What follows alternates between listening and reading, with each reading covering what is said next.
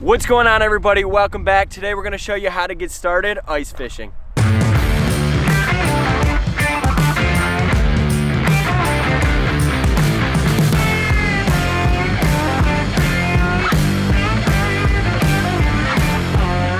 We're out here on the ice. We got a beautiful bluebird day, and today we're going to be showing you guys exactly how to get started ice fishing. Today we're going to show you how to do it simple, easy, and cheap. Me personally, I don't do it a ton because I live in Ohio and we very rarely get quality ice. Usually when we get ice, it's for a week at a time or not at all. So I'm going to show you guys the way that I do it, and I think it's going to help a lot of you guys out who are in the same scenario. But if you do live somewhere where you get a lot of ice like Minnesota and you've just never been exposed to ice fishing before, this video is also going to help you guys out. So quickly, let's cover the basics of what you guys are going to need, and then we'll show you how to catch your first fish.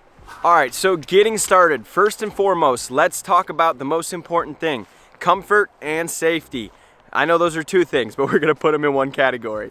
Right now, it's 12 degrees outside. Although it's beautiful and sunny, it's still cold. So make sure you guys have the proper gear to stay warm. I would recommend a coat that is like 1,000 grams. This is a heavy duty coat that I'm wearing. It's actually my snowboard jacket, but it works just great for ice fishing. I can wear a hoodie underneath it and I am comfortable. Along with the jacket, I would recommend wearing some form of rubber boots. Right now I'm wearing 1,000 gram muck boots. These are great boots because, as you guys can see, we have a little bit of slush on top of the water. Oftentimes underneath the snow, the ice gets insulated, it starts to melt a little bit, the sun peeks out like it is now, things start to melt. It's ice, right? So you want to make sure your feet are dry and staying warm as well.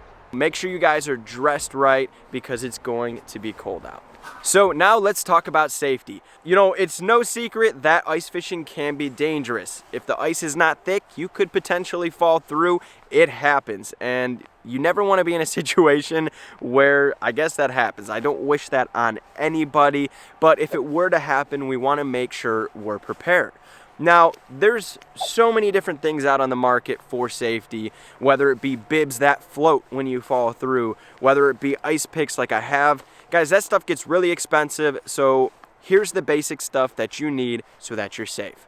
Number one, I don't have it here with me today, I am so sorry, is a spud bar. You're gonna wanna use a spud bar to feel the ice. When you first come up to a pond, the first thing you wanna do before physically stepping onto the ice is pound it with a spud bar. Now, like I said, I don't have one here in front of me. That's because I was actually fishing on this lake a couple days ago. I know the ice is plenty thick, but for those of you who are new, I'm gonna go ahead and pop up a picture of a spud bar and a couple pictures on how to use one. If you're hitting it really, really solid, it's not going through, then it's gonna be okay to step foot on the ice, and from there, we're gonna drill a hole to see how thick it is. The number one piece of safety equipment that I recommend every single person has that goes ice fishing are these guys right here. These are ice picks. You essentially wear them on your shoulders, and they are little handles that, when stabbed into the ground, engage a little spike. You use ice picks if you were to fall through the ice.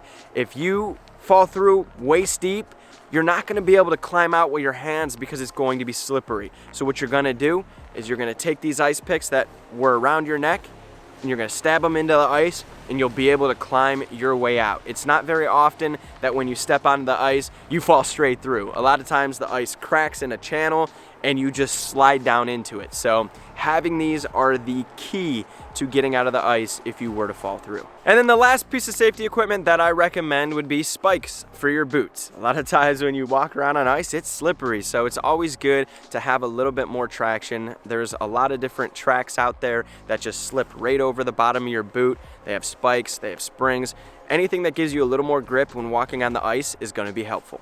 So now let's talk about the gear that you're going to need to get started ice fishing. So the first piece of equipment that you're gonna need is going to be an auger. Right here in front of me, I have a gas auger. Now, electric and gas augers are not exactly cheap, so if you're just getting started, go ahead, go to the store, pick up an ice auger that is handheld. Essentially, you're going to get an auger in a box that's going to have a handle like this, and you're just gonna manually go like this to drill that hole. It's a little bit of a workout, but at least it's gonna allow you to feel out if you like ice fishing or not. If you get sick and tired of using this and you're just a die-hard ice fisherman, go ahead and pick yourself up a gas auger. So now that you got your tools to get through the ice, we need our tools to fish with. So you guys are gonna need some form of ice fishing rod. This right here is just your typical spinning rod for ice fishing. They are pretty inexpensive. You can actually get one on our website at 𝗙𝗹𝗹𝗶 for, I think this one right here exactly is about $30, somewhere in that range. So it's very inexpensive to get started. Just buy the combo, throw some really light monofilament in there. This right here is 6-pound monofilament. They do sell line for ice fishing that doesn't freeze as much. It's coated, so I recommend getting that. And then get yourself some form of terminal tackle. You guys can start off with a split shot sinker and a small hook, but I would recommend a small little tungsten jig like the one I have here. And then other than that, I would recommend picking up some live bait. Right here, I have Canadian night crawlers. They're gonna work just fine. Alrighty, so now we're ready to go catch our first fish through the ice. Now I'm gonna take you guys right over to a hole. We're gonna drill one and we're gonna catch a fish, but I do wanna cover this really quickly. Now this video is meant to be an introduction to ice fishing. It's not exactly an ice fishing safety video, but I do wanna cover safety really quick. I'm just gonna run you through what to do and how to go about being safe, but please, please, please, look up on YouTube an ice fishing safety video. For today's video, let's just quickly walk you through the steps on how to get on the ice. So like I was saying earlier, the first thing you're gonna wanna do is take your spud bar and poke the ice. Make sure that spud bar isn't going straight through. Make sure that ice is solid. Once you've done that, take a couple steps onto the ice. Listen for cracks. Make sure everything is solid. Once you get about 3 foot off the shore, take your auger and drill your first hole. I'm always drilling a hole. Odds are right by shore, it's going to be shallower, which means the ice could potentially be thinner because shallow water is going to freeze faster, but it's also going to thaw faster. So shallow water is a good way to kind of measure how thick the ice is right off the bat, and then work your way out. I always drill about 3 holes. I drill right off the shoreline, I drill about 8 foot out, and then from there I should know kind of roughly how my ice is going to be. From there, what is safe ice? I am not stepping on the ice unless that ice is at least 4 inches. One quick tip that I have for you guys to measure ice is to take your hand and go like this. Measure from your thumb to the tip of your pointer finger. When you guys drill that hole, all you got to do is stick your thumb on top of the hole and run your finger down the inside of the ice. I know that here to here is 6 inches on my hand. So I know that when I stick my finger, or my thumb for that matter, on top of that hole, if it goes past my pointer finger, we're gonna be solid, we're gonna be good to go. But please, I cannot express it enough. Don't just run out onto the ice and cross your fingers. Take your time getting out there. The deeper you go, you gotta be more cautious. Alrighty, so let's go catch our first ice fish.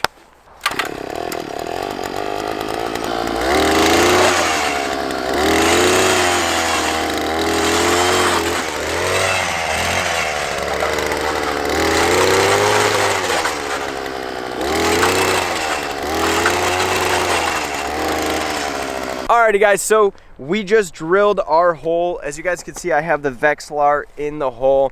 Now, 𝗙𝗹𝗹𝗶s are basically fish finders for ice fishing. And by all means, guys, you do not need electronics. Here's an easy tip on how to catch fish without electronics. Just go to a pond, go to a lake. A lot of people think that fish go super, super deep and they're really hard to find in the wintertime. It's not exactly true. A lot of times, you guys can find panfish and stuff in the same spots that you'll find them in the summertime under the ice. So right here, you know, I'm a little bit off the shore, but I'm maybe 10 yards offshore. I'm fishing in 7 foot of water. We bobber fish here for bluegills and we catch them, and I can almost guarantee we're gonna find some fish down here as well. So I'm using a 𝗙𝗹𝗹𝗶 today just because I have one, but for those of you who don't, just find one of the spots you're used to fishing during the summertime, move like 3 foot past that so it's a little bit deeper, and you guys should be good to go. But for those of you who are curious, this is what a 𝗙𝗹𝗹𝗶 looks like. As you guys can tell, I'm fishing in 7.4 foot of water. The way this works is it reads from the top of the water column all the way down to the bottom. When you see these colored lines move throughout here, that's how you know where the fish are at. So let's get baited up and catch our first ice fish. So I'm gonna take my spinning rod. I started with a little tungsten jig. I think this is the easiest way to find panfish, in my opinion. What we're gonna do is we're gonna take this small tungsten jig and we are going to tip it with a little tiny piece of night crawler. I got my Canadian night crawler right here. A little tiny piece. You don't want to overdo it. Remember, fish will eat this time of year. Their metabolism just slows down. So we're gonna kind of microfish in a sense. I have my little tungsten jig right here with a worm on it, so they should gobble that up. We just gotta find some fish. I'm gonna go ahead and drop this straight down. The key here is to get to the bottom. You wanna get all the way down to the bottom, and as soon as you hit the bottom, bounce it a couple times and then just hold your rod tip up a little bit. You're really gonna have to feel for a bite. It's gonna feel like dead weight. It's not exactly gonna smack it like it does in the summer or run away with it. We're getting down here now. I don't see anything just yet on my graph, so I'm gonna bounce it a little while, see if I can get something to notice it. But you're gonna wanna pull up every so often because, like I said, it's gonna feel like dead weight. You're not really gonna notice the bite. And when you feel the dead weight, when you're using these really tiny, small tungsten weights, or hooks for that matter, you don't wanna really set the hook like you do when you're bass fishing. You just wanna lift that rod tip up and make it happen. So I got one right under me right now. Let's see if we can get him to eat. Ooh. So a lot of times you just bounce on the bottom and let it sit there. Just feel for a really subtle nip. Ooh, there, oh, he had it. It's very subtle. I know he wants it. Got him. Just ease him on out. Look at that. Boom, baby. There we go. Look at that, we got ourselves a little bluegill. It's a lot of fun. Sometimes you gotta bounce around a bit, but it's very possible to just get out on your own and get it done. So we're gonna get this guy released and see if we can catch a couple more. Sorry, buddy, I need that worm back. Alrighty, so I just moved spots. We actually went shallower. Now we're in about 6.5 foot of water. I'm getting a lot more marks over here. So we're gonna drop our jig back down. Sometimes you guys gotta break the snow off your eyelets. When stuff gets wet, it freezes when it's cold out here, but let's see if we can make something happen here pretty quick. I just dropped down on marking fish right off the bottom. So I'm hoping, oh yeah, they're all over down there. Come on, I know you want to eat it. He's gonna eat it right now. One. Oh, there's so many down there. Ready? 1, 2, 3. Oh, come on. 1, 2, 3. Got him. Oh, this is a better one. Look at that. We got ourselves a largemouth. There we go. That's what I like to see. Really awesome. Just a little tungsten jig off the bottom. You guys can see all the gunk in there on that hook, but there's more down there. So you guys, the capabilities are endless. Fish just want to eat a little nibble this time of year. All right, get him back in the water. Thanks, dude. Now, this was just an introduction to ice fishing, guys. You got to put in the time. You got to figure it out a little bit, but I promise you, there's days you can go out there and maybe catch one fish, and there's days where you can put a hurting on them like it's summertime. So you just got to find the fish. You got to get out there and just deal with the elements a little bit, but you guys can do a lot of different things. You can jig a tungsten jig like I have right here. You can jig spoons. You could fish maggots, minnows, worms. You know, there's endless options when it comes to ice fishing. You just got to get out there, experience it for yourself, and you know, it can be really fun, especially when you live in a state like me where you can't, you know, fish year-round. So it's a different type of fishing. You just got to kind of get used to it. But hey, I'm gonna pack things up. I'm kind of getting cold here, so I hope you guys enjoyed this video. You know, leave me a comment down below if you have any questions at all. If you guys are new here, consider hitting that subscribe button. We got a lot of great content here on the channel. My name's Jordan. I'm from the channel TightLineTV. Thank you guys so much for tuning in for this episode here on Carl's Bait and Tackle, and I'll see you guys next time.